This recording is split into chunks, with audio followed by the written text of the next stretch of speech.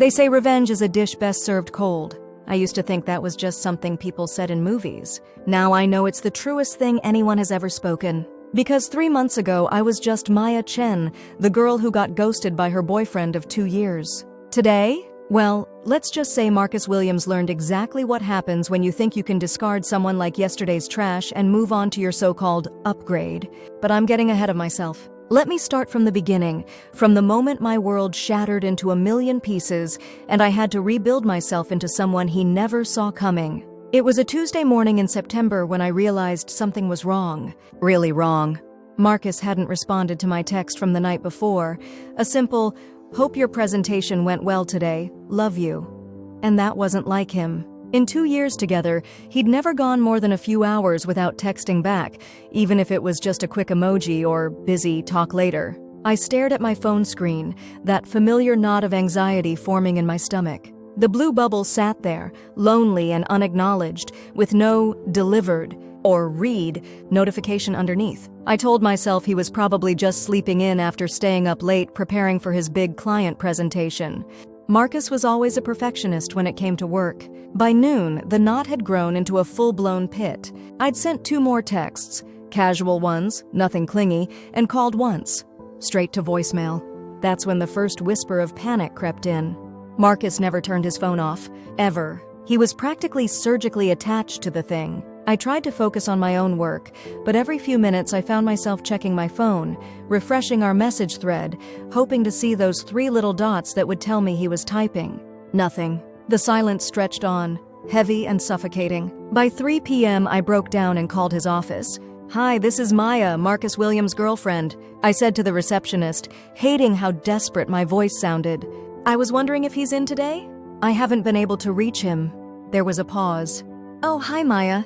Marcus took a personal day today. He called in this morning." My heart stopped. A personal day? Marcus never took personal days, and he definitely never took them without telling me. We lived together, for crying out loud. How could he take a day off without mentioning it? Did he say why? I asked, trying to keep my voice steady. "No, just said he needed the day." "Is everything okay?" "Yeah, everything's fine." I lied. "Thanks." I hung up and sat in my cubicle, staring at the gray fabric walls that suddenly felt like they were closing in on me. Something was very, very wrong.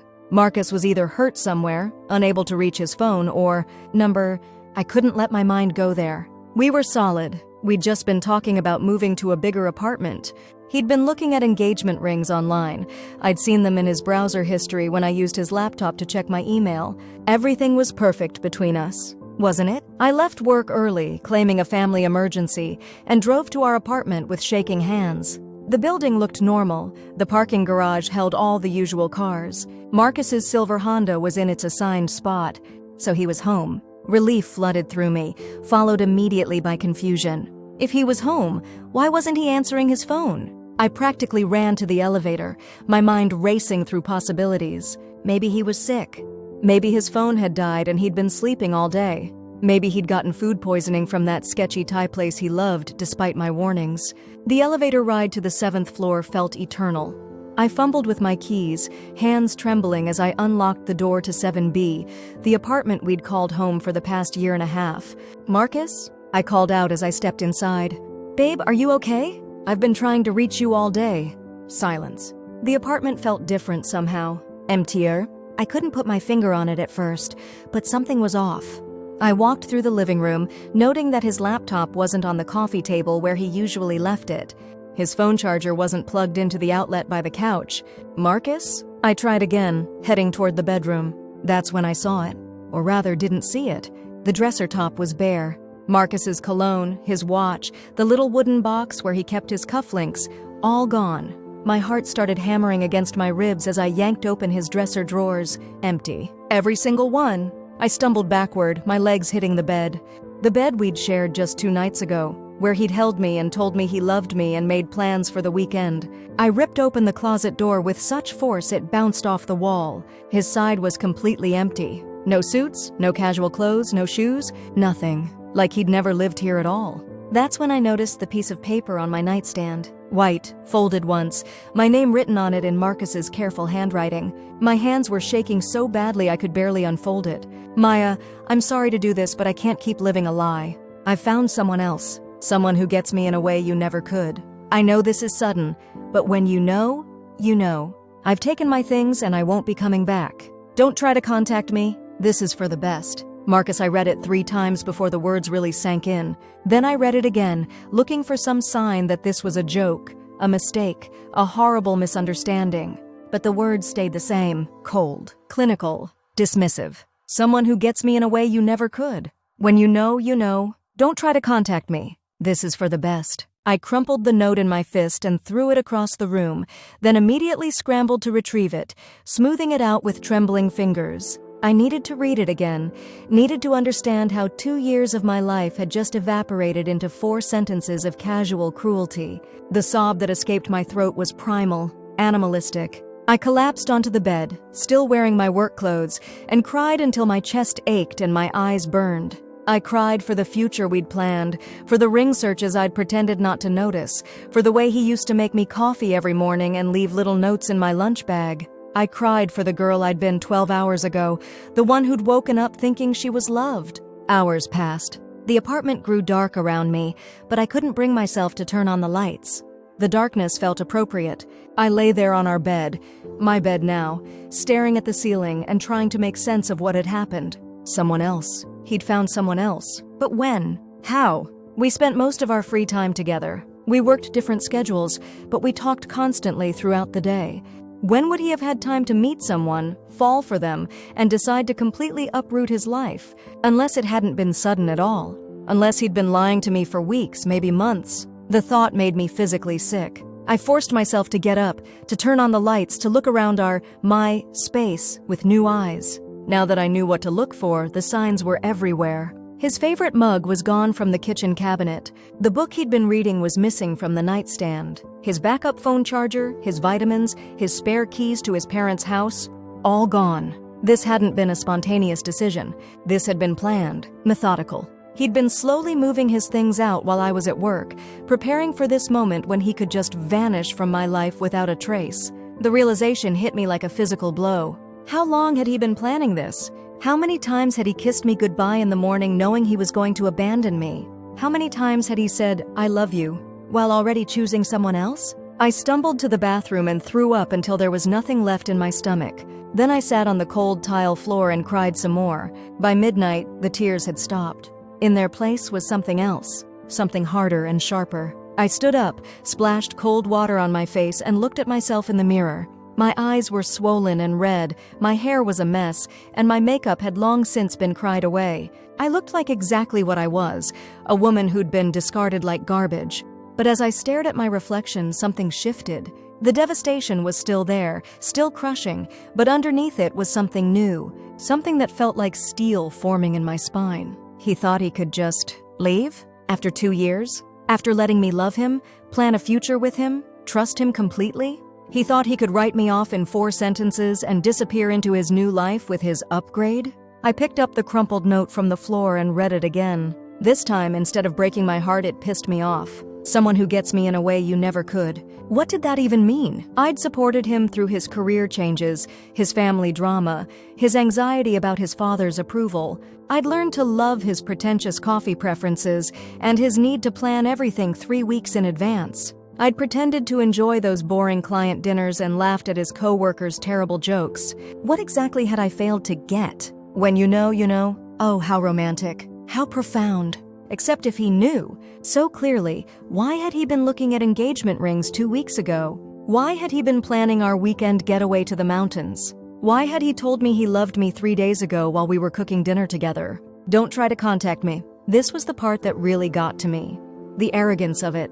The assumption that I would chase after him, that I would beg and plead for him to come back. The casual cruelty of cutting me off completely, like I was some unstable ex he needed to avoid. This is for the best. For who? For him, certainly. He got to waltz off into his new relationship without any messy confrontations or awkward explanations. He got to rewrite history, to make me the problem, the thing he'd outgrown and left behind. But for me? Having the person I trusted most in the world disappear without explanation was for the best? Being abandoned in an apartment full of memories and half-finished plans was for the best. I folded the note carefully and put it in my jewelry box. Something told me I was going to need it later. The next few days passed in a blur of practical necessities and emotional numbness. I had to call the landlord and explain that Marcus wouldn't be on the lease anymore. I had to figure out if I could afford the rent on my own or if I needed to find a roommate. I had to remove his name from the utilities and change the Netflix password and pretend to concerned friends and family that everything was fine. We just grew apart, I heard myself saying over and over. It was mutual. We both realized we wanted different things. The lies came surprisingly easily. It was easier than explaining that I'd been ghosted like some random Tinder hookup after 2 years of what I thought was a committed relationship.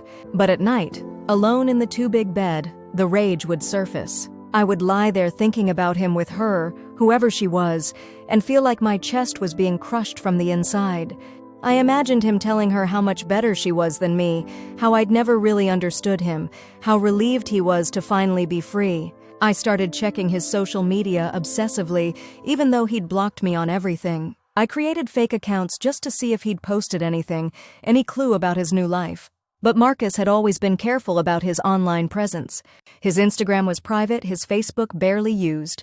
He'd effectively disappeared from the digital world as completely as he'd disappeared from mine. 2 weeks after he left, I was in the grocery store when I saw her. I was in the produce section, mindlessly squeezing avocados and trying to remember if I actually needed them or if I was just going through the motions of being a functional adult, when I heard a familiar laugh. My blood turned to ice. I looked up and there he was, Marcus, standing by the organic herbs with his arm around a tall blonde woman who looked like she'd stepped out of a magazine. She was everything I wasn't, willowy where I was curvy, polished where I was natural, elegant where I was comfortable. She wore a white sundress that probably cost more than my monthly grocery budget and diamond earrings that caught the fluorescent lights. I ducked behind a display of melons, my heart pounding so hard I was sure everyone in the store could hear it. Through the gaps between the fruit, I watched them shop together. Marcus was animated in a way I hadn't seen in months, gesturing excitedly as he explained something about different types of basil. The woman, his upgrade, hung on every word like he was revealing the secrets of the universe. They looked perfect together. Like a couple from a commercial for organic food or luxury cars. Like the kind of people who had never struggled with anything more serious than choosing between arugula and spinach. I watched Marcus pick up a bundle of rosemary and hold it to her nose, watched her laugh and stand on her tiptoes to kiss him. It was casual, natural, like they'd been together for years, not like two people who'd just started dating. That's when I knew this wasn't new. This wasn't some whirlwind romance that had swept him off his feet. This had been going on for a while, probably months. While he was coming home to me every night, while he was looking at engagement rings, while he was planning our future, he was already building a different future with her. I stood there behind the melons, frozen, watching the man I'd loved shopping for dinner with his new girlfriend like I'd never existed. Like our 2 years together had been nothing more than a brief inconvenience in his real love story. They moved on to the wine section, and I stayed hidden until they'd left the store. Then I abandoned my cart and stumbled to my car, where I sat in the parking lot and hyperventilated for 10 minutes. When I could finally breathe again, something had changed. The grief was still there, but it was different now. Sharper, more focused, because now I had a face to go with my pain. Now I knew exactly what I'd been replaced with, and she was perfect. Absolutely, infuriatingly perfect. That night, I did something I'm not proud of. I hired a private investigator. I know how that sounds. I know it sounds crazy and obsessive and probably legally questionable, but I needed to know. I needed to understand how long I'd been living a lie, how long he'd been planning my replacement. The investigator's name was Sarah Chen, no relation despite the shared last name. She was a small woman in her 50s with sharp eyes and a no-nonsense attitude. She met me at a coffee shop downtown and listened to my story without judgment. I just need to know the timeline, I told her. I need to know when it started. Was it weeks? Months? How long was I the fool who didn't see what was right in front of her? Sarah nodded. I understand. But are you sure you want to know? Sometimes the truth is harder to live with than the uncertainty. I thought about that for a moment. Did I really want to know? Did I want to find out that Marcus had been cheating on me for 6 months while I was planning our future? Did I want concrete proof of exactly how little I'd meant to him? Yes, I said finally. I need to know. Sarah charged a reasonable rate and promised to be discreet. Within a week, she had answers. Her name was Charlotte Pemberton, 26 years old, trust fund baby, art history degree from Yale, currently working at a high-end gallery in the city. Her Instagram was public and filled with photos of expensive vacations, charity galas, and artisanal cocktails. She was exactly the kind of woman Marcus had always claimed he wasn't interested in: superficial, privileged, more concerned with appearance than substance. But the real gut punch was the timeline. Sarah had been thorough, tracking credit card receipts and social media check-ins and restaurant reservations. Marcus and Charlotte had first been spotted together at a gallery opening 4 months ago. 4 months. While he was still sharing my bed and eating my cooking and letting me believe we were building something real, the evidence was devastating in its clarity. Dinners at expensive restaurants on nights he'd told me he was working late, hotel stays during his supposed business trips, jewelry purchases that had never made their way to me. But the worst part was a photo Sarah had found on Charlotte's private Facebook page, posted 3 weeks before Marcus had left me. It showed the two of them at some upscale wine bar, Charlotte's hand displaying a delicate gold bracelet. The caption read, "When your man surprises you just because some people are just natural gift givers. Spoiled a lucky in love?" I recognized that bracelet. Marcus had bought it for me 6 months ago for my birthday, except apparently he'd bought 2. One for the girlfriend he was planning to leave, and one for the woman he was planning to replace her with. I stared at that photo until my eyes burned. Charlotte looked radiant, glowing with the confidence of a woman who'd never doubted her place in someone's affections. Meanwhile, 3 weeks later, I was coming home to an empty apartment and a 4-sentence goodbye note. Sarah printed everything out for me: photos, receipts, timelines. The evidence of my replacement filled a manila folder that felt like it weighed 1,000 pounds. "I'm sorry," she said as she handed it over. "I know this isn't what you wanted to hear." But she was wrong. It was exactly what I needed to hear, because now I knew the truth. Now I understood exactly what had been done to me. And now I could stop blaming myself for not being enough, for not seeing the signs, for somehow failing to keep him. This wasn't about me not being good enough. This was about Marcus being a lying, cheating coward who'd rather sneak around for months than have an honest conversation. This was about him being the kind of person who could look me in the eye and say, "I love you," while already choosing someone else. This was about him thinking he could discard me like trash and move on to his upgrade without consequences. But Marcus had made one crucial mistake. He'd underestimated me. He'd seen what he wanted to see: a comfortable, safe girlfriend who'd cry for a few weeks and then quietly disappear from his life. He'd never bothered to look deeper, to see the steel beneath the softness, the determination beneath the compliance. He was about to find out exactly who he'd been dating for 2 years. And more importantly, he was about to learn what happened when you betrayed the wrong woman. I spent the next month planning, not frantically, not emotionally, but with the cold precision of a surgeon. I studied Charlotte's social media like it was a textbook, learning her routines, her preferences, her weaknesses. I tracked Marcus's new patterns, figuring out where they went, when they went there, who they spent time with. I learned that Charlotte worked at the Pemberton Gallery, yes, named after her family, in the trendy arts district downtown. I learned that she had lunch every Tuesday at a farm-to-table cafe called Harvest, always at the same corner table, always with her laptop and her green juice. I learned that she posted Instagram stories obsessively, documenting every latte and every outfit and every spontaneous adventure with Marcus. I learned that Marcus had completely reinvented himself for her. Gone were the casual weekends and Netflix binges he'd shared with me. Now he was suddenly interested in art openings and wine tastings and weekend trips to the Hamptons. He'd become the sophisticated, cultured man he'd always pretended he didn't want to be. But most importantly, I learned about Charlotte's weaknesses. Her desperate need for social media validation, her complete dependence on her family's money, her tendency to overshare every detail of her life online, her absolute confidence that nothing bad could ever happen to someone like her. That confidence was going to be her downfall. I started small. Anonymous tips to the IRS about the gallery's questionable accounting practices, information I'd gleaned from Charlotte's own careless social media posts about creative bookkeeping, and tax advantages. Nothing that could be traced back to me, but enough to start an audit that would tie up the gallery's finances for months.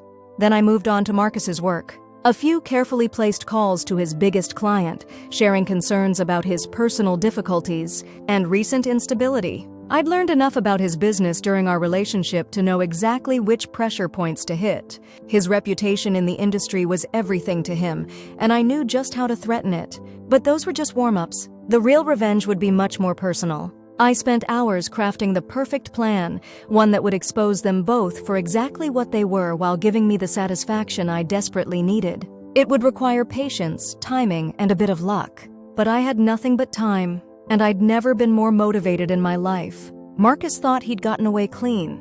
He thought he'd managed to upgrade his life without any consequences.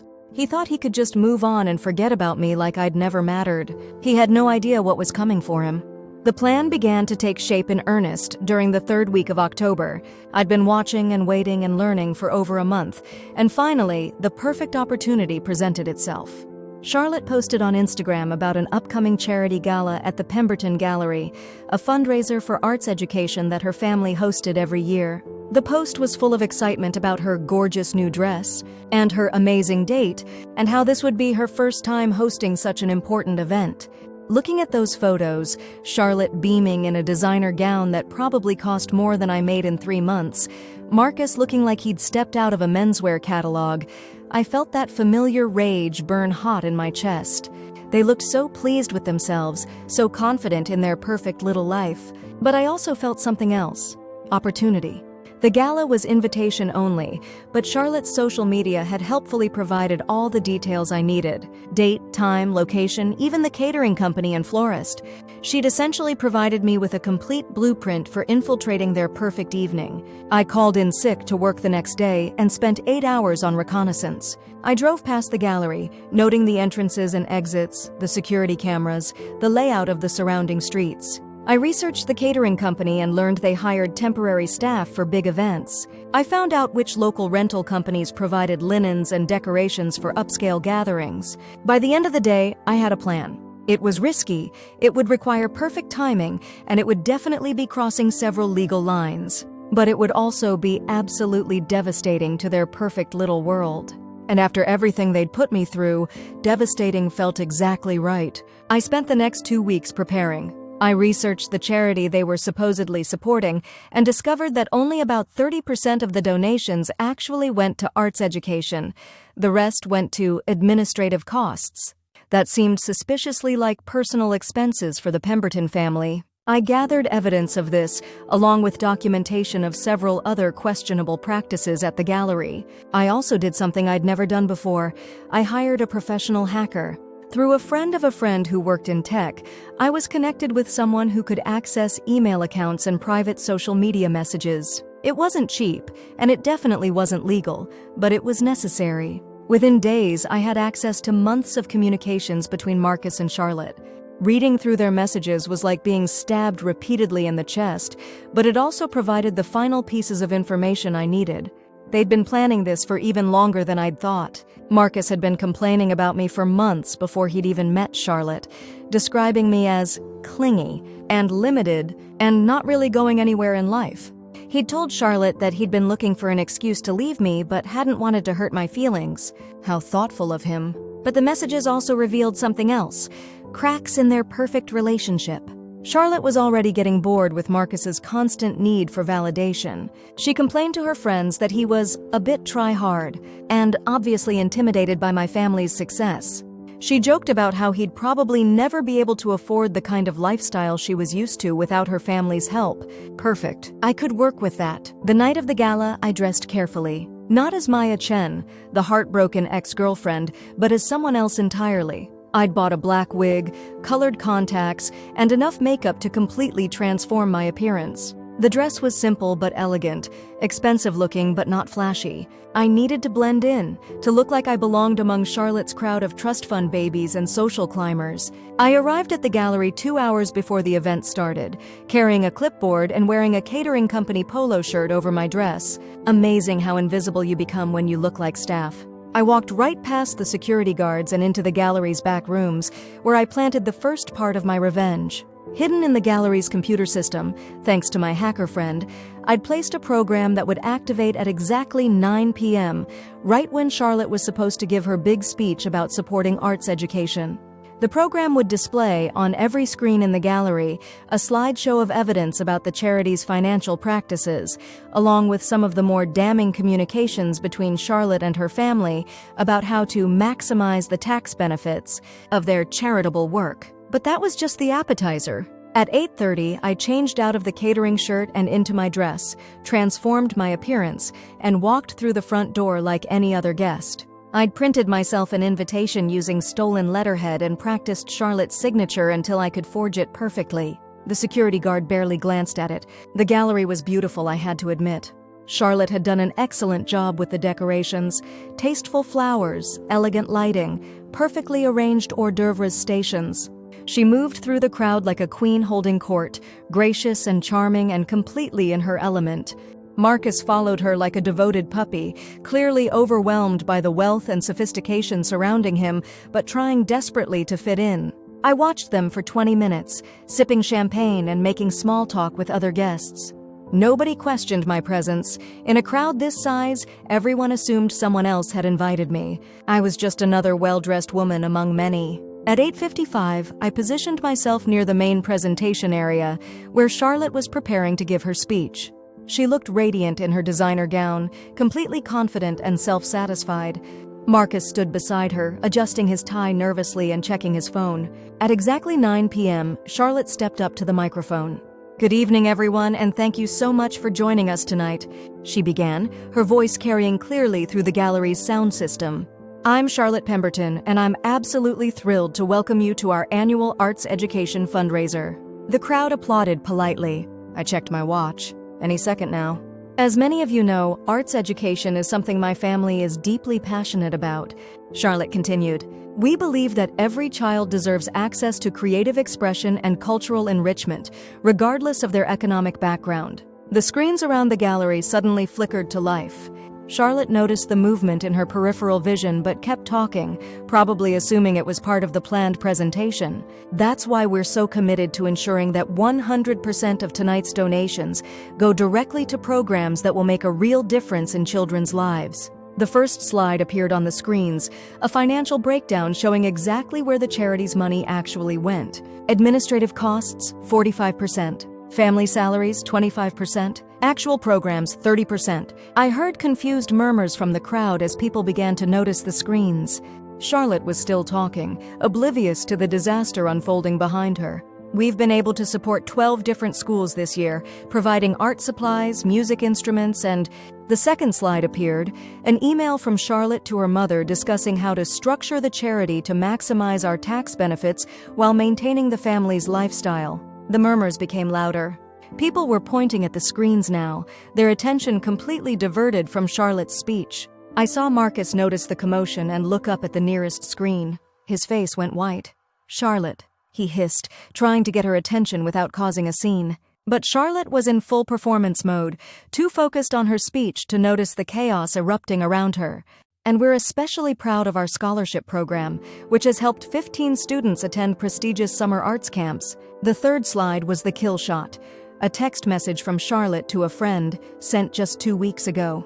"God, these charity people are so gullible. They eat up all the bullshit about supporting the arts while we basically just throw ourselves an expensive party and call it tax deductible. At least the dress I bought for the gala counts as a business expense." The reaction was immediate and devastating. Gasps echoed through the crowd, followed by angry voices and the sound of people getting up to leave. Charlotte finally realized something was wrong and turned to look at the screens. I watched her face crumble as she saw her own words displayed for everyone to read. The color drained from her cheeks, and her carefully practiced composure shattered completely. "That's not..." Those messages were taken out of context. She stammered into the microphone, but it was too late. The damage was done. Marcus grabbed her arm and pulled her away from the microphone, but the screens kept cycling through more evidence. Financial records, email chains, text messages, months of documentation showing exactly how the Pemberton family had been using their charity as a personal piggy bank. I slipped out of the gallery in the chaos that followed, but not before I heard Charlotte start crying. Real, ugly sobs that carried through the sound system before someone finally cut the microphone. But that was still just the beginning. Phase 2 began the next morning, when Charlotte woke up to find that her Instagram account had been hacked. Overnight, someone had posted a series of messages from Charlotte explaining in detail how she'd been manipulating the charity for years, how she looked down on the pathetic people who donated money thinking they were helping children, and how she was planning to use the gala as a coming-out party for her relationship with Marcus, the man she'd stolen from his previous girlfriend. The posts were written in Charlotte's own voice. I'd studied her writing style for weeks, and they painted her as exactly the kind of entitled, sociopathic narcissist she actually was. Each post was more damaging than the last, revealing personal details about her life, her family, and her relationship that only someone close to her could have known. But the real masterpiece was the final post, a detailed account of how Marcus had conducted his affair, complete with screenshots of their private messages about me. Charlotte's followers got to read Marcus describing me as desperate and clingy, Charlotte calling me some random girl who didn't even matter, and both of them laughing about how easy it had been to hide their relationship from someone so naive. The posts went viral within hours. Charlotte's friends shared them, news outlets picked them up, and by noon, the Pemberton Gallery was trending on Twitter for all the wrong reasons. The IRS announced they were expanding their investigation into the family's charitable practices, and several major donors publicly withdrew their support. Charlotte tried to claim her account had been hacked, but the posts were too detailed, too perfectly in her voice for anyone to believe her. Especially when more evidence kept appearing, leaked emails, financial records, private photos that only she could have had access to. By evening, she'd lost thousands of followers, her family's gallery was under federal investigation, and Marcus was fielding calls from his own clients demanding explanations for his association with the scandal. But I still wasn't done. Phase 3 was the most personal, and it required perfect timing. I knew from monitoring their communications that Marcus and Charlotte had planned a romantic weekend getaway to the Hamptons to escape the drama and figure out their next steps. They'd booked a suite at an exclusive resort, the kind of place that catered to people who thought money could insulate them from consequences. What they didn't know was that I'd booked the adjoining suite. I arrived at the resort before them, dressed as a different person entirely, this time as a sophisticated older woman with silver hair and expensive clothes. I checked in under a false name and spent the afternoon preparing. When Marcus and Charlotte arrived, they looked like they'd aged 10 years in 3 days. The confident, polished couple from the gala had been replaced by two people who were clearly falling apart. Charlotte's usual perfect makeup couldn't hide the dark circles under her eyes, and Marcus kept checking his phone obsessively, probably monitoring the continuing fallout from the scandal. I waited until they'd settled into their suite, then made my move. The resort's walls were surprisingly thin, and with the right equipment, purchased from the same tech contact who'd helped me hack their accounts, I could hear every word of their conversations. What I heard was even better than I'd hoped. Charlotte was furious with Marcus, blaming him for bringing negative energy into her life and ruining her family's reputation.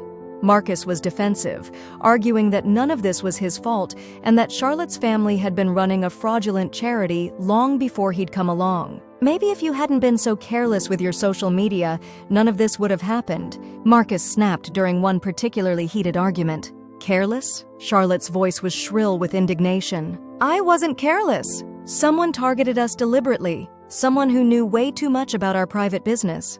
Who would do that? And why? There was a long pause. Then Charlotte said slowly, "What if it was her?" Her who? Your ex-girlfriend. Maya. What if she found out about us and decided to get revenge? I held my breath, waiting for Marcus's response. Maya? He laughed. Actually laughed. Maya couldn't pull off something like this if her life depended on it. She's not smart enough, or connected enough, or rich enough to hire hackers and investigators. She's probably still crying into her ice cream and wondering what she did wrong. Are you sure? Because the timing seems awfully convenient. And whoever did this knew things about us that only someone close to the situation would know. Trust me, Marcus said with absolute certainty. Maya is not capable of this. She's too soft, too emotional, too limited. She probably doesn't even know how to change her own privacy settings, let alone orchestrate something this sophisticated. I had to bite my lip to keep from laughing out loud. Even now, even after everything that had happened, Marcus couldn't conceive of me as anything other than the simple, harmless girlfriend he'd left behind. His arrogance was truly breathtaking, but Charlotte wasn't entirely convinced. "I still think we should be careful. Maybe we should reach out to her, make sure she's not planning anything else." "Absolutely not," Marcus said firmly.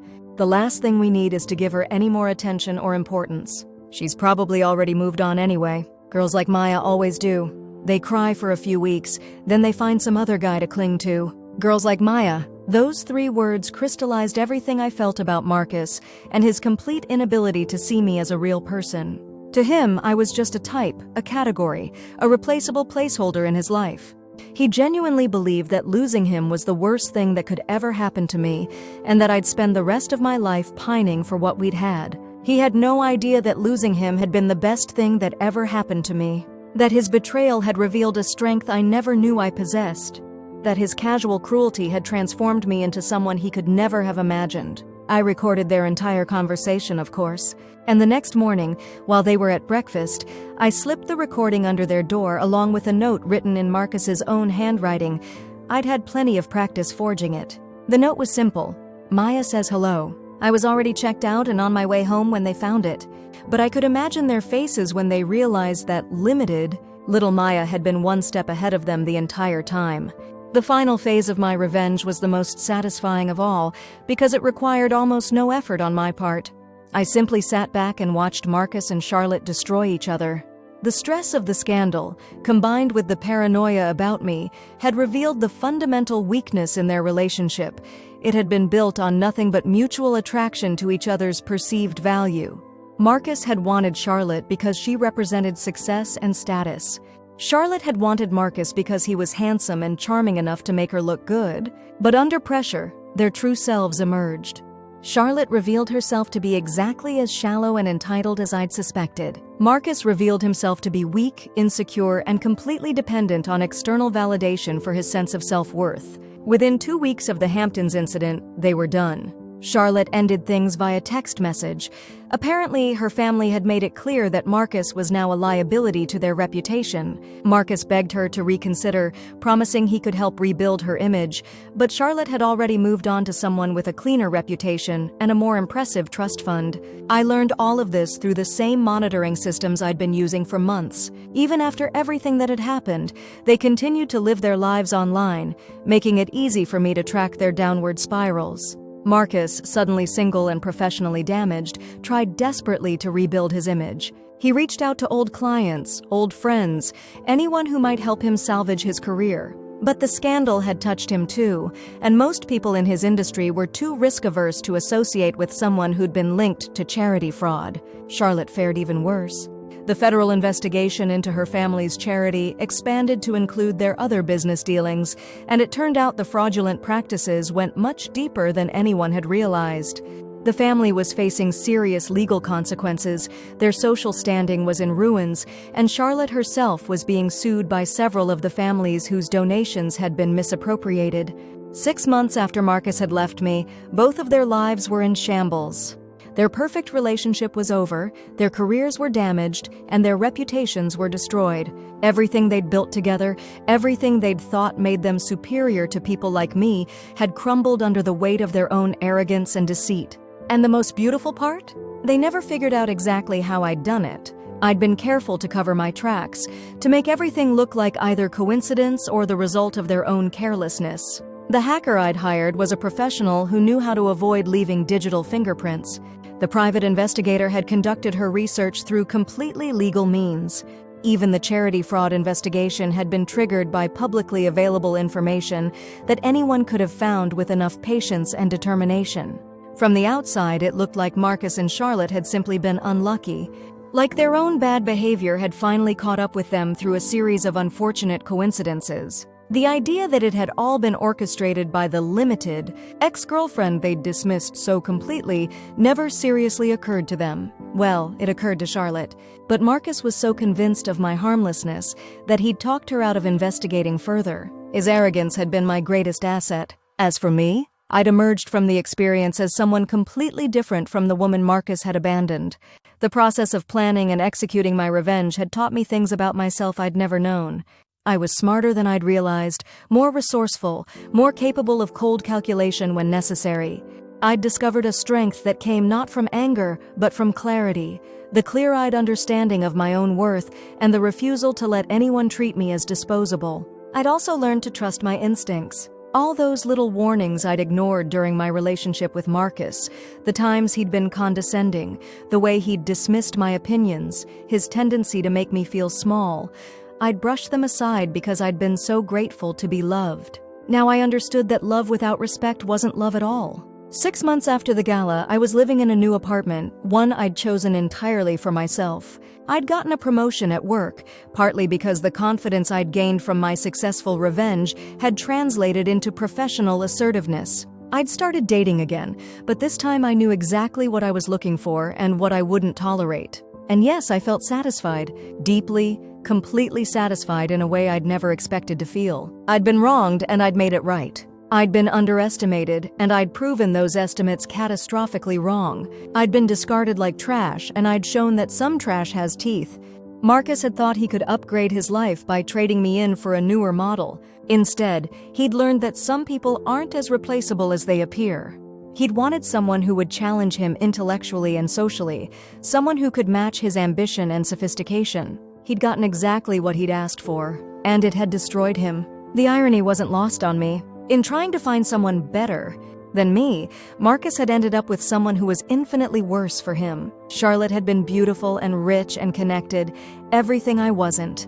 She'd also been selfish, shallow, and morally corrupt, everything I could never be. In the end, Marcus's upgrade had downgraded his entire life. Sometimes I wondered if he ever thought about me during those dark months when his world was falling apart. Did he ever consider that the woman he'd dismissed so easily might have been exactly what he'd needed? Did he ever regret throwing away something real for something that had only looked shinier on the surface? Probably not. Marcus had never been particularly introspective, and people like him rarely accepted responsibility for their own choices. He probably blamed Charlotte for bringing drama into his life, blamed her family for their illegal practices, blamed the media for blowing everything out of proportion. He probably never once considered that his own actions, his cruelty, his deception, his arrogance, had set the entire catastrophe in motion. But I didn't need his understanding or his regret. I didn't need an apology or an acknowledgement that he'd been wrong about me. I'd already gotten everything I needed, the satisfaction of proving that I was not the weak, forgettable woman he'd thought he could discard without consequences. I'd shown him exactly who I was. And more importantly, I'd shown myself. The girl who'd been ghosted and abandoned was gone. In her place was a woman who knew her own worth, who understood her own power, who would never again allow herself to be underestimated or dismissed. Marcus had wanted an upgrade. Instead, he'd created one, just not the one he'd been expecting. And as I sat in my new apartment, sipping wine and watching the sunset paint the sky in shades of gold and crimson, I couldn't help but smile. Because the woman I'd become was someone even I hadn't seen coming. Marcus certainly never had. It was 8 months after the gala when Marcus finally tried to contact me. I was at my favorite coffee shop, the one I'd discovered after moving to my new apartment, working on my laptop and enjoying the anonymity of being just another woman with caffeine addiction and weekend plans. My phone buzzed with a notification that made my blood freeze. A friend request on Facebook from an account I didn't recognize, but when I clicked on the profile, there was Marcus's face staring back at me. He'd created a new account under a slightly different name, Mark Williams instead of Marcus, probably because his original profile had become too associated with the scandal. The profile was sparse, clearly new, with only a handful of photos that showed him looking older, thinner, and significantly less polished than the man who'd once dismissed me as limited. Along with the friend request was a message. My finger hovered over it for a full minute before I finally opened it. Maya, I know I'm probably the last person you want to hear from, but I needed to reach out. I've been doing a lot of thinking over the past few months, and I realize I handled things badly between us. Really badly. I was hoping we could maybe meet for coffee and talk. I owe you an explanation and probably an apology. I know this is a lot to ask, but would you be willing to hear me out? Marcus. I stared at the message for so long that my coffee went cold. The audacity of it was breathtaking. After everything he'd put me through, after ghosting me like I meant nothing, after 2 years of what I thought was love followed by months of deliberate cruelty, he wanted to meet for coffee and talk? But what struck me most wasn't his nerve. It was how different I felt reading his words compared to how I would have felt 8 months ago. 8 months ago, this message would have sent me spiraling. I would have analyzed every word, looking for hidden meanings and signs that he missed me, that he regretted leaving, that he wanted me back. I would have spent hours crafting the perfect response, something that sounded casual but left the door open for reconciliation. Now I felt nothing. Or not nothing exactly, but something close to it.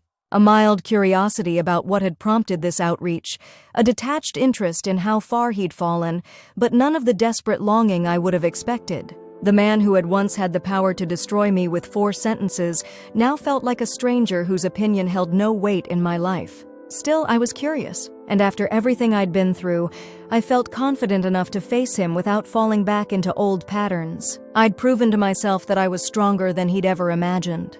What was one more test of that strength? I typed back a simple response, sure. Cafe Luna on 5th Street tomorrow at 2 p.m. I chose Cafe Luna deliberately. It was in my neighborhood, on my turf, filled with my people, artists and writers and freelancers who wouldn't be impressed by Marcus's corporate polish. It was also the kind of place that served fair trade coffee in mismatched mugs and had local art on the walls instead of expensive reproductions. The exact opposite of the sleek, upscale establishments Marcus preferred. I arrived 15 minutes early and claimed my favorite table in the back corner, positioning myself so I could see the door, but also so I'd have a clear exit route if things went badly. Not that I expected them to. I was long past the point where Marcus could hurt me, but old habits died hard. He walked in at exactly 2 p.m. because Marcus had always been punctual if nothing else. I almost didn't recognize him at first. The expensive suits had been replaced by dark jeans and a plain sweater. His hair was longer than he used to wear it, and he'd lost enough weight that his cheekbones stood out sharply. But the biggest change was in his bearing. The confident swagger that had once attracted me was gone, replaced by something uncertain and apologetic. He spotted me and approached hesitantly, like he wasn't sure I wouldn't just get up and leave. "Maya," he said, his voice softer than I remembered. "Thank you for agreeing to meet me. I wasn't sure you would." "I wasn't sure I would either," I replied honestly, gesturing to the chair across from me. "But I was curious about what you had to say." He sat down, fidgeting with his hands in a way that reminded me he'd always been nervous in unfamiliar environments. Marcus had needed the armor of expensive restaurants and corporate settings to feel truly comfortable. Here, surrounded by bohemian energy and handmade pottery, he looked like exactly what he was, a man out of his element. "You look good," he said, and I could tell he meant it. Different but good. Confident. "Thank you." I didn't return the compliment, though I could have. Despite the weight loss and the obvious stress, Marcus was still objectively attractive. But attraction required more than good bone structure, and I'd learned the difference between pretty packaging and actual substance. We ordered coffee. I got my usual lavender latte. He asked for just black coffee, like he was trying to prove something, and then sat in the awkward silence that stretched between us like a chasm. Finally, Marcus spoke. "I know you probably hate me," he began, his hands wrapped around his mug like it was anchoring him. "And you have every right to. The way I ended things between us was inexcusable. I was a coward, and I hurt you in ways I'm only now beginning to understand." I waited for him to continue, not making this easier for him by jumping in with reassurances or forgiveness. He'd asked for this meeting, he could do the work. "I've been in therapy," he continued, an admission that surprised me. Marcus had always been skeptical of psychology, dismissing it as self-indulgent nonsense whenever I'd suggested couples counseling during our rougher patches. My therapist helped me see patterns in my behavior that I'd never recognized before. The way I compartmentalized my feelings, the way I avoided difficult conversations, the way I treated people like they were disposable when they became inconvenient. "That's an interesting way to describe abandoning your girlfriend of 2 years," I said, my voice level but pointed. He flinched. "You're right. That's exactly what I did. I abandoned you when I should have been honest about my feelings, or my confusion, or whatever it was I was going through. Instead, I took the coward's way out and convinced myself that it was somehow kinder to just disappear." "Kinder to who?" I asked. "Because it wasn't kinder to me." "Kinder to me?" he admitted, looking down at his coffee. "I told myself I was sparing you a painful conversation, but really I was just sparing myself from having to face what I'd done, from having to see how much I was hurting you." I had to give him credit for honesty, even if it was coming about 8 months too late. And Charlotte? Where does she fit into this newfound self-awareness? Marcus's face darkened at the mention of her name. Charlotte was a mistake. A massive, life-altering mistake. I thought I wanted someone sophisticated and cultured and connected. Someone who moved in different circles than I did. I thought that would make me more than I was. Instead of appreciating what you already had. Instead of appreciating what I already had, he repeated, meeting my eyes for the first time since he'd sat down. Maya, I had no idea what I was giving up when I left you. None. I thought I was upgrading, but I was actually downgrading in every way that mattered. The old me would have felt vindicated by this admission, would have stored it away as proof that I'd been worthy of love all along. The new me just felt tired. What happened between you two? I asked, though I already knew most of the story from my surveillance. Marcus ran a hand through his hair, a gesture I remembered from when he was particularly stressed. Everything fell apart. The charity scandal destroyed her family's reputation, and mine along with it. I lost 3 major clients in 2 weeks. Charlotte blamed me for bringing negative attention to her family. I blamed her for her family's illegal practices, and we just imploded. She ended things via text message, he continued, his voice bitter. After everything we'd been through together, after I'd thrown away my relationship with you for her, she dumped me like I was some random guy she'd met on a dating app. The irony wasn't lost on me. The irony being that I'd done exactly the same thing to you. Except worse, because at least Charlotte sent a message. I just vanished. I sipped my latte and studied his face. He looked genuinely remorseful, genuinely broken by what had happened to him. But I found myself wondering if his regret was about losing me specifically, or just about the consequences of his choices. Would he be sitting here apologizing if his life with Charlotte had worked out perfectly? Why are you telling me all this, Marcus? I asked. What do you want from this conversation? He was quiet for a long moment, staring out the window at the street beyond. I want to apologize, he said finally. Really apologize, not just for leaving, but for how I left. For making you feel like you weren't enough, when the truth is that I wasn't enough. For you, for anyone. I want you to know that everything that went wrong in my life afterward had nothing to do with you and everything to do with my own character flaws. I want you to know that you deserved so much better than what I gave you. I felt something shift in my chest, a loosening of tension I didn't even realize I'd been carrying. Not because his words magically healed the wounds he'd inflicted, but because hearing him take full responsibility confirmed what I'd already learned about myself, that his opinion of me had never been accurate, and his treatment of me had never been deserved. Is that all? I asked. He hesitated, then shook his head. No. I also wanted to see if there was any chance, if we could maybe try again. Start over, do things right this time. I know I have no right to ask, and I know I'd have to earn back your trust, but Maya, I've never met anyone like you. Anyone as genuine and kind and… Stop! The word came out sharper than I'd intended, but I needed him to stop talking before he said something that might actually hurt me, not because I was tempted by his offer, but because I was insulted by it. Just stop, I repeated, more gently this time. Marcus, I appreciate the apology. I do. And I'm glad you're in therapy and working on yourself. But if you think I'm going to be your consolation prize after your upgrade didn't work out, you're even more delusional than I thought. His face fell. That's not… I didn't mean it like that. Didn't you? I leaned forward, my voice steady but firm. You left me for someone you thought was better. Someone richer, prettier, more sophisticated. Someone who could give you the life you thought you deserved.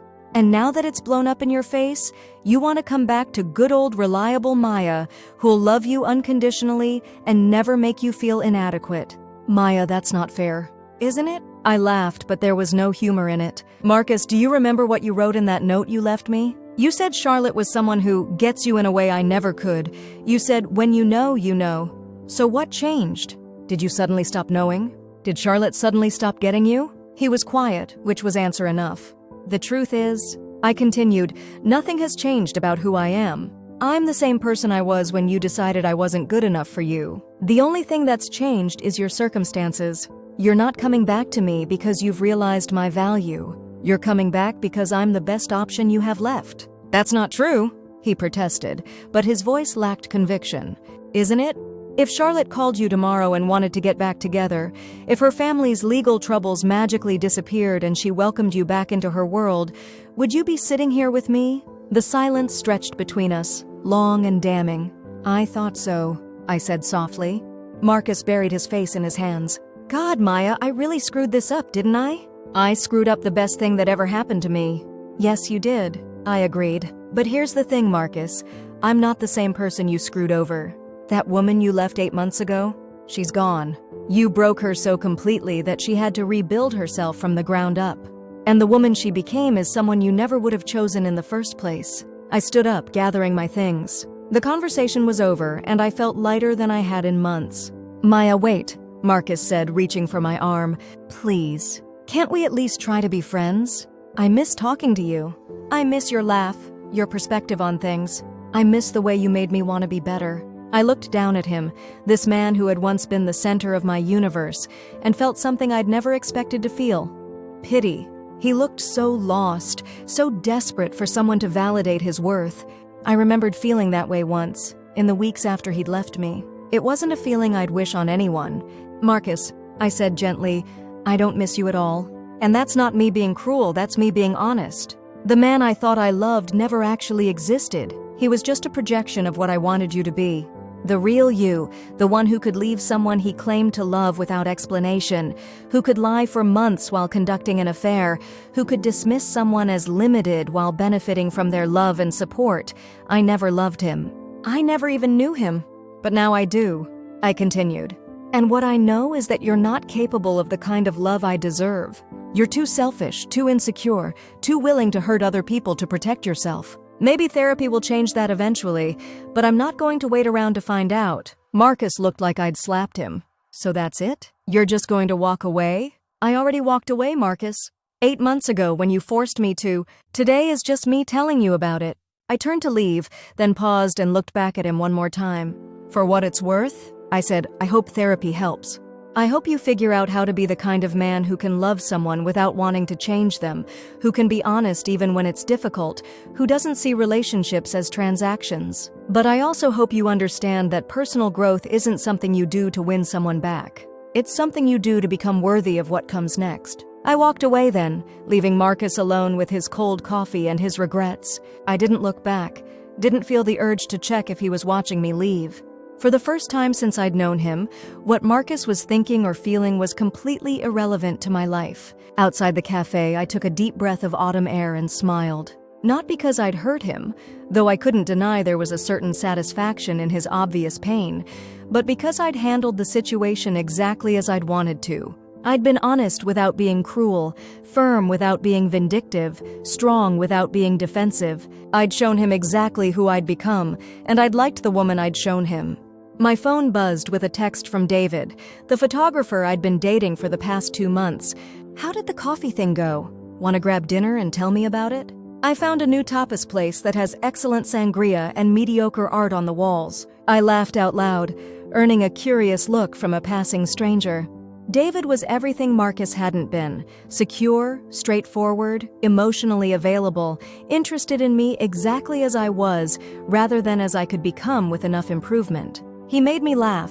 He challenged my ideas without dismissing them, and he'd never once made me feel like I needed to be more sophisticated or polished or impressive to deserve his attention.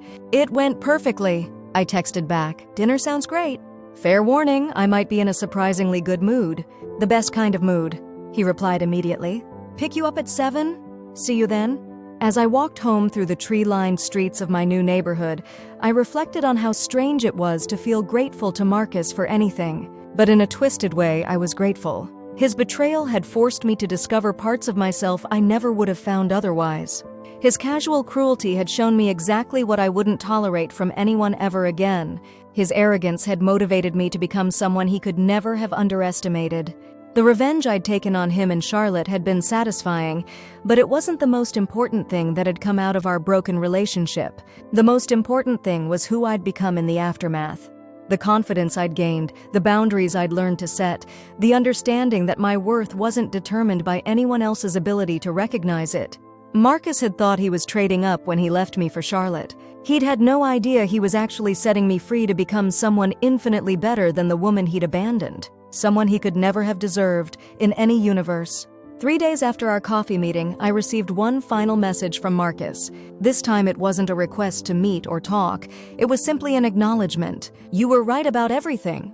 I wasn't coming back because I'd realized your value. I was coming back because I'd lost everything else. I'm sorry for that, and for trying to make you a backup plan when you'd always deserved to be someone's first choice. I hope you find everything you're looking for. You deserve the world. Marcus. I read the message twice, then deleted it without responding. Not out of anger or spite, but because there was simply nothing left to say. Marcus was part of my past now, a chapter that had ended with a period rather than a question mark. His opinion of me, his regrets about losing me, his hopes for his own future, none of it had any bearing on my life anymore. That night, David and I sat on my apartment balcony sharing a bottle of wine and talking about everything and nothing. He told me about the photo series he was working on, I told him about the promotion I was hoping for at work, and we debated whether the new restaurant down the street was pretentious or just confident. "You know what I love about you?" he said suddenly, reaching over to tuck a strand of hair behind my ear. "What's that?" "You never apologize for taking up space. You never make yourself smaller to make other people more comfortable. You just exist at full volume, and it's incredible to watch." I thought about that observation as we sat in comfortable silence, watching the city lights twinkle below us. Full volume. Was that who I'd become? I remembered the woman I'd been with Marcus, always trying to anticipate his needs, always worried about being too much or not enough. That woman had lived her life at half volume, constantly adjusting herself to fit into someone else's idea of who she should be. I wasn't always like that, I told David. It's something I had to learn. The hard way? The very hard way. He squeezed my hand. The best lessons usually are. Later that night, as David slept beside me in my bed, the same bed where Marcus had once made promises he'd never intended to keep, I thought about the journey that had brought me here. The months of pain and planning, the satisfaction of executed revenge, the slow rebuild of my self-worth, and finally, the unexpected gift of meeting someone who loved the woman I'd become, rather than trying to change her back into someone easier to manage. Marcus had been wrong about so many things, but he'd been especially wrong about girls like me. We didn't always find some other guy to cling to. Sometimes we found ourselves instead. Sometimes we discovered that we'd never needed anyone else to complete us in the first place. Sometimes we learned that the best revenge wasn't destroying the person who'd hurt us. It was becoming so genuinely happy that their opinion stopped mattering entirely. I pulled the covers up and settled into sleep, completely at peace with where my life had led me. Marcus could keep his regrets and his therapy revelations and his late-night realizations about what he'd lost. I had something better, the knowledge that I was exactly where I belonged, with exactly who I belonged with, living exactly the life I'd chosen for myself. His upgrade had become my glow-up, and unlike his version, mine was built to last. 6 months later, I got an unexpected phone call that brought the entire story full circle. I was at work, reviewing proofs for a magazine layout, when my assistant knocked on my office door. "Maya? There's a woman online too who says she needs to speak with you about Marcus Williams. She says it's important." I hadn't heard Marcus's name in months, and the mention of it sent a small jolt through my system. Not of longing or regret, but of curiosity tinged with wariness. Did she say who she was? Charlotte something? Charlotte Pemberton? My eyebrows shot up. This was unexpected. After everything that had happened between us, though she didn't know I was responsible for most of it, why would Charlotte be calling me? "Transfer her through," I said, settling back in my chair and preparing for whatever fresh drama was about to unfold. "Maya?" Charlotte's voice was different than I remembered from the gallery gala. Smaller, less confident? "Thank you for taking my call. I know this is strange, but I really need to talk to you." "Okay," I said carefully. "About what?" "About Marcus. And about what happened between all of us. I know this sounds crazy, but I think we both got played, and I think you deserve to know the truth. This was definitely not what I'd been expecting." "I'm listening. Can we meet in person?" "I know you have no reason to trust me, but there are things I need to tell you that I can't say over the phone. Things about Marcus that you need to know." Part of me wanted to hang up immediately. I'd spent so much energy putting that entire chapter of my life behind me. The last thing I needed was to get drawn back into Marcus's drama, especially by the woman he'd left me for. But another part of me, the part that had become an expert at gathering information and connecting dots, was intensely curious about what Charlotte thought she'd discovered. "Fine," I said finally, "but it has to be somewhere public and I can only give you an hour." "Thank you. Really. I know how this must sound coming from me. We arranged to meet that evening at a wine bar in the downtown area, neutral territory for both of us. As I hung up the phone, I wondered what possible revelations Charlotte could have about Marcus that would be worth this awkward reunion. Hadn't we all been through enough? But as I'd learned over the past year and a half, sometimes the most important information came from the most unexpected sources. And if Charlotte had somehow uncovered something that would provide closure or context to the whole mess, maybe it was worth one more uncomfortable conversation. I arrived at the wine bar first and chose a table with a clear view of the entrance and a quick exit route. Old habits from my surveillance days died hard. Charlotte walked in 10 minutes later, and I was shocked by how different she looked.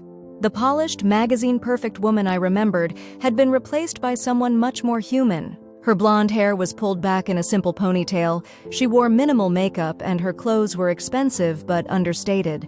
She looked like someone who'd been forced to develop substance behind the style. "Maya," she said as she approached my table, "I can't tell you how much I appreciate this. I know you have every reason to hate me." "I don't hate you," I said, and realized I meant it. "I don't really feel anything about you at all." She winced slightly but nodded. "Fair enough. I probably deserve that." We ordered drinks. She chose a simple white wine, I stuck with my usual red, and sat in awkward silence until the server left us alone. "I'm going to cut straight to the point," Charlotte said finally. "I don't think Marcus ever loved either of us. I think we were both just props in some elaborate performance he was putting on for himself."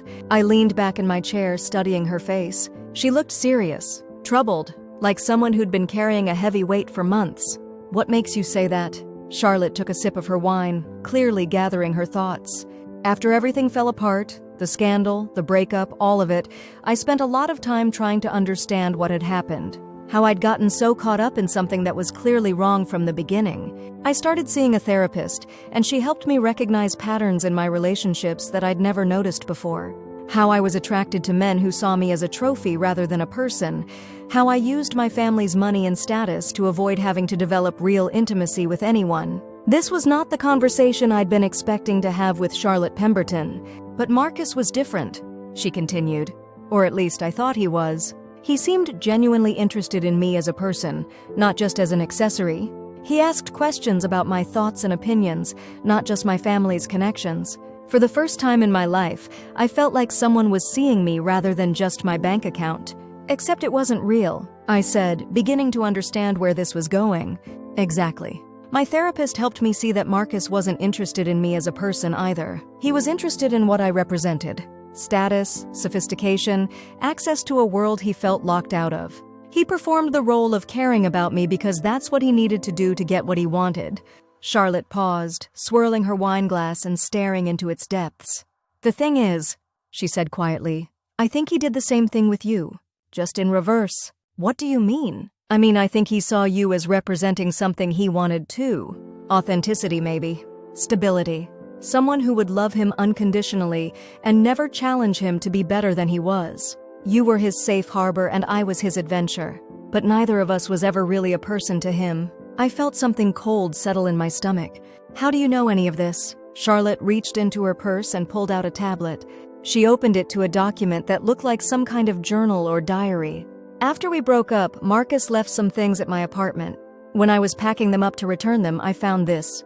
It's his personal journal, and I know I shouldn't have read it, but..." She shrugged helplessly. I needed to understand. She turned the tablet toward me, and I saw Marcus's familiar handwriting filling the pages. My eyes scanned the visible text and my blood ran cold. "Maya is perfect for right now." One entry read, "She doesn't ask for much, doesn't push me to be anything I'm not. After the stress of trying to impress Sarah's friends and Emily's family, it's a relief to be with someone who thinks I'm already enough. She's comfortable, uncomplicated, safe." Another entry, dated several months later, "Sometimes I wonder if I'm settling. Maya's great, but she's not exactly going to open doors for me career-wise. She's not the kind of woman who turns heads at company parties or makes other men envious. She's more like a really good friend I happen to sleep with." And then, most damning of all, an entry from just weeks before he'd left me. "Saw C again at the Morrison opening. She's everything I've always wanted in a partner. Sophisticated, connected, the kind of woman who could help me become the man I want to be. Maya would never understand that world. She's too limited by her background, her aspirations. Sometimes love isn't enough." Sometimes you have to choose between what's comfortable and what's possible. I stared at the words until they blurred together. Charlotte gently took the tablet back. There's more, she said softly. Entries about me too, and they're just as calculating. He wrote about how dating me would give him access to art world connections, how my family's money could help him start his own consulting firm, how I was the kind of woman successful men marry. He never loved either of us, she continued. We were both just investments in different versions of himself. You were his security blanket, I was his ladder to climb. But we were never people to him. We were just things he used. I sat in stunned silence processing this information. All those months I'd spent planning my revenge, all that energy I'd put into punishing Marcus for choosing Charlotte over me. And the truth was, he'd never really chosen either of us. We'd both been manipulated by someone who saw relationships as strategic rather than emotional. Why are you showing me this? I asked finally. Charlotte met my eyes and I saw something I'd never expected there, genuine remorse. Because you deserve to know. Because I've spent months feeling guilty about my part in hurting you, even though I didn't know about you when it started. Because I realized that we were both victims of the same person, and maybe we could help each other understand what happened to us. Also, she added, her cheeks flushing slightly, because I think you might have been the one who exposed my family's charity fraud. My heart stopped. What? I'm not angry about it, she said quickly. Actually, I'm grateful. That investigation forced my family to clean up practices that had been wrong for years. We've restructured everything, hired outside accountants, and we're actually helping people now instead of just helping ourselves. But the timing was too convenient to be coincidental. The information was too specific, too targeted. And after reading Marcus's journal, after seeing how dismissive he was about your intelligence and capabilities, I realized you were probably the only person with both the motive and the ability to pull something like that off. I kept my face carefully neutral. That's quite an accusation. It's not an accusation, Charlotte said. It's a thank you. You exposed corruption that needed to be exposed. You held people accountable who needed to be held accountable. And you did it so skillfully that no one could trace it back to you. She leaned forward, her voice dropping to almost a whisper. Marcus spent months underestimating both of us. He thought I was just a pretty face with Daddy's money, and he thought you were just a simple girl who'd never amount to anything. He never saw us as real people with real intelligence and real power. But you showed him how wrong he was, didn't you? You showed him exactly what happens when you underestimate the wrong person. I studied Charlotte's face, looking for signs of manipulation or hidden agenda, but she seemed genuinely sincere, genuinely remorseful about her role in the mess that had consumed all our lives. Hypothetically, I said carefully, if someone had done what you're suggesting, what would you want from them? Charlotte smiled, and for the first time since I'd known her, it looked completely genuine.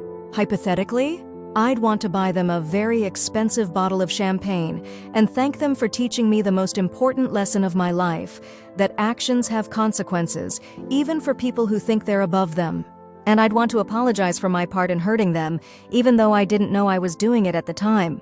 We sat in silence for a moment, the weight of this unexpected conversation settling between us. You know, Charlotte said finally, I never thanked him for leaving you. But I should have. Because if he'd been honest with you about his feelings, if he'd ended things properly instead of just disappearing, you might never have been motivated to become the woman who could take him down so completely. His cruelty to you was the catalyst for his own destruction. There's something poetic about that. I felt a laugh bubbling up from somewhere deep in my chest. The absurdity of the situation, sitting in a wine bar, bonding with my ex-boyfriend's ex-girlfriend over how thoroughly we'd both been manipulated, was almost too much to process. This is the weirdest conversation I've ever had, I said. Same, Charlotte agreed, but also maybe the most honest one. We finished our drinks and talked for another hour, sharing stories about Marcus's manipulation tactics, comparing notes on the lies he'd told both of us, marveling at the elaborate performance he'd maintained for months. By the end of the evening, I found myself actually liking Charlotte, not as a friend, necessarily, but as a fellow survivor of Marcus's psychological games. As we prepared to leave, Charlotte handed me a business card. I meant what I said about being grateful, she said. If you ever need anything, references, connections, a character witness, call me. I owe you more than you know. You don't owe me anything, I replied, but thank you. Actually, there is one more thing, she said as we walked toward the exit. Marcus tried to contact me last week. He wanted to meet up, probably to see if there was any chance of getting back together now that enough time has passed. And I told him I'd rather eat glass than spend another minute in his presence. But I thought you should know, in case he tries the same thing with you again. He already did, I said, a few months ago. I told him basically the same thing, just more politely. Charlotte laughed. Good for you. I hope he gets the message that neither of us is interested in being his backup plan. Something tells me Marcus isn't great at taking hints. Then maybe we need to be less subtle. That night, I sat in my apartment and reflected on the strange turn my evening had taken. Learning that Marcus had never loved me should have been devastating. A year ago it would have been. But now it felt more like vindication than heartbreak. I'd spent so much time wondering what I'd done wrong, what I'd lacked that had made him choose Charlotte over me. Now I knew the truth. I hadn't done anything wrong, and I hadn't lacked anything important. Marcus had never been capable of real love, period. His relationship with me hadn't failed because I wasn't good enough. It had been doomed from the start because he'd never been emotionally invested in it. The revenge I'd taken on him felt even more justified now. He'd used both Charlotte and me for his own selfish purposes, manipulating our feelings while feeling nothing genuine himself. People like that deserved exactly what they got. But more than that, I felt a strange sense of closure. For months, I'd wondered if I'd gone too far in my revenge, if I'd been too harsh or too calculating. Now I knew that everything I'd done had been proportional to the damage he'd inflicted. He'd treated two women like objects, and he'd faced the consequences of that choice. The next morning, I woke up to find a text from Charlotte. Thank you for last night. I haven't felt this clear about anything in months. Also, I may have sent Marcus's journal entries to his therapist. Thought she should know what she's working with. Hope that's okay. I smiled and texted back, more than okay. That's perfect. Marcus had spent 2 years lying to me about who he was and what he felt. He'd spent months lying to Charlotte about the same things. Maybe it was time for someone in his life to know the complete truth about the man they were trying to help. 3 days later, I received one final communication from Marcus, though this time it wasn't directed at me. Charlotte forwarded me an email he'd sent to her, apparently after his therapist had confronted him with his own journal entries. Charlotte, I know you won't want to hear from me, but I needed to reach out after what happened in therapy this week. I don't know how Dr. Peterson got copies of my private journal, but having to read my own words back to her made me realize how sick I really am. I know that doesn't excuse anything I did to you or to Maya, but I wanted you to know that I'm finally facing the truth about who I've been. I'm checking myself into an intensive residential program. I don't know when or if I'll be ready to rejoin society, but I couldn't leave without acknowledging what I put you both through. You deserved so much better than what I was capable of giving. I'm sorry. Marcus. Charlotte had added her own note at the bottom. Thought you might want to see this. I think we finally broke him. Good. I read the email twice, then deleted it. Marcus's breakdown wasn't my responsibility to fix, and his apology, while apparently more genuine than his previous attempts, wasn't something I needed for my own closure. I'd already found my peace without his acknowledgement or regret. But there was something satisfying about knowing that the truth had finally caught up with him completely.